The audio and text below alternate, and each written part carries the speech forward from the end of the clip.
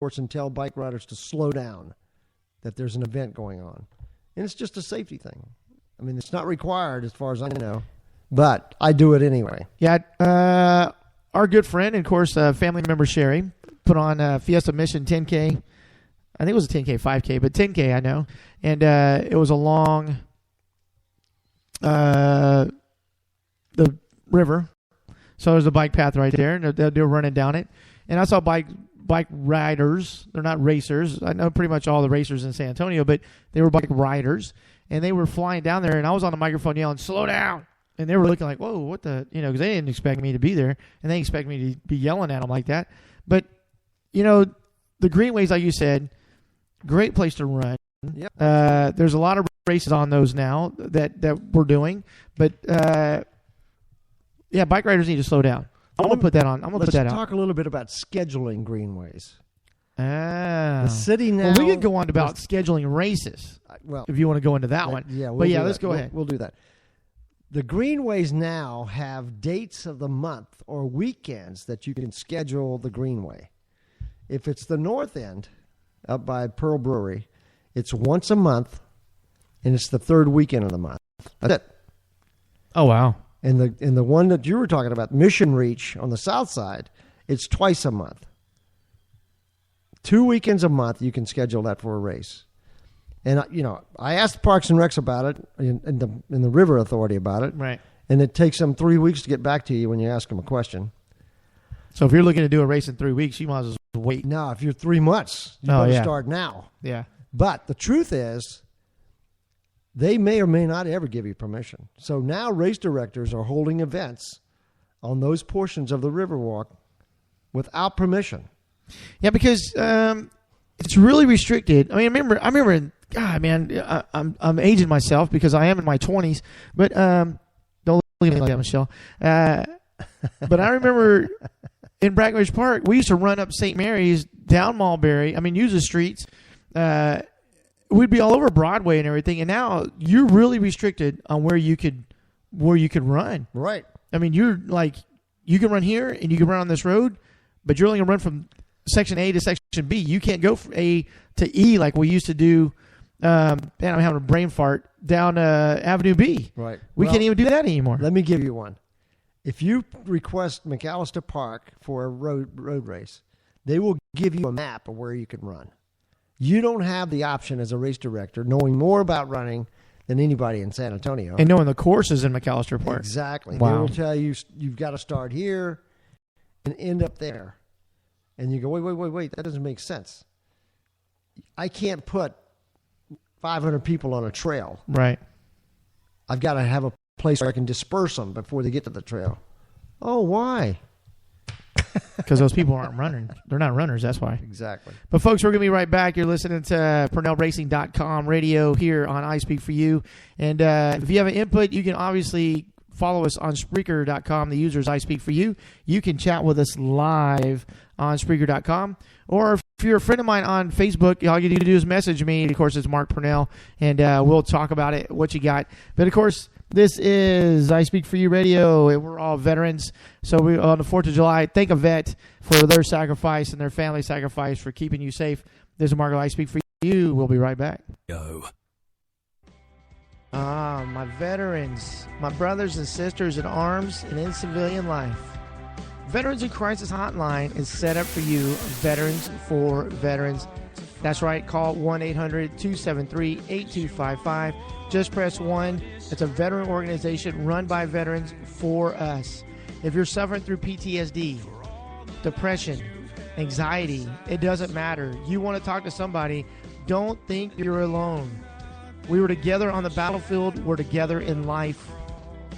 Veterans in Crisis, 1-800-273-8255. Press 1. Join a local organization. Get out there. There's veteran organizations out there that, again, the folks have been there, done that, got the T-shirt. They're there to help you. They're there to show that they love you. Team RWB is one of those folks. Find them on Facebook. Find them online. You cannot find a greater organization. Team RWB, I'm proud to be such a member of them. Again, if you need to talk to someone, call 1-800-273-8255. Press 1, or email me at info@ispeakforyou.net, and I'll get a hold of you. We'll talk. We'll cry on each other's shoulders. It doesn't matter. I'm retired military. I've been battling PTSD for the last 15 years. I know what you're going through. Call. You're not alone. You're beautiful.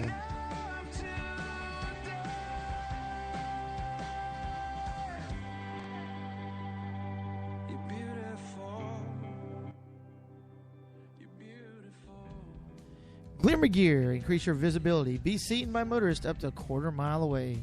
LED-equipped, state-of-the-art sports apparel designed to offer you comfort and safety while you exercise, train, and explore the outdoors. Visit Glimmer Gear today. Enter the promo code ISpeakForYou and get 25% off. That's glimmergear.com, or give them a call at 619-299-GEAR.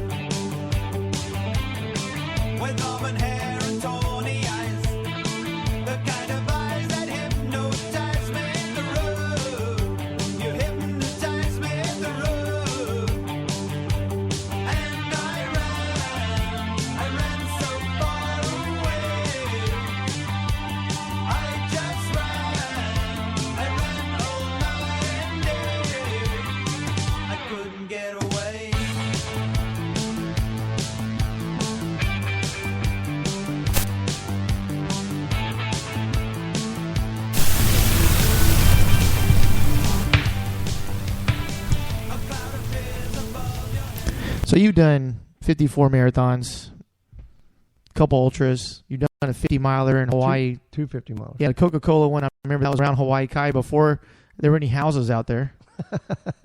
Yeah, there were a few. If you're familiar with Hawaii or Honolulu Marathon, or Oahu, I would say, in the Honolulu Marathon, Hawaii Kai is the 4-mile loop you do at the turnaround to come back. When we lived there, was nothing there. Right. Now there's multi-million home, but there was nothing there. It was just a field. And the Coca-Cola run literally went around that 4-mile loop a bunch of times. Yeah. In the old days, there was a relay. Right. It was Memorial Day weekend. Armed Forces Day weekend. In the middle of May, it was 4-mile loop, and 10 people would run it for a relay. So it was 40 miles. That's where Beach to Bay came from. Right. It was originally in Hawaii. It wasn't called Beach to Bay. It was called Primo Beer Relay. Oh, yeah, Primo. I remember that. It was a local beer in Hawaii. They still make that beer? They probably sell it, but they don't make it. Right. I mean, you know what I mean? Somebody else has a contract to do that. It was, in those days, it was made by Slits or one of those right. Milwaukee breweries. And they probably still own it, but it was interesting to do that. That was my first road race ever. No one told me about pacing. We had two guys on the team that ran that 4 miles in 20 minutes flat, and they handed me the baton, and I took off like somebody was after me until I got out of and then I start walking. It's the old thing about No. pacing. I remember your first road race. Michelle does not know this, but folks, he was stationed at Fort Shafter. They did a lunchtime 5K run that you trained for months and months and months for.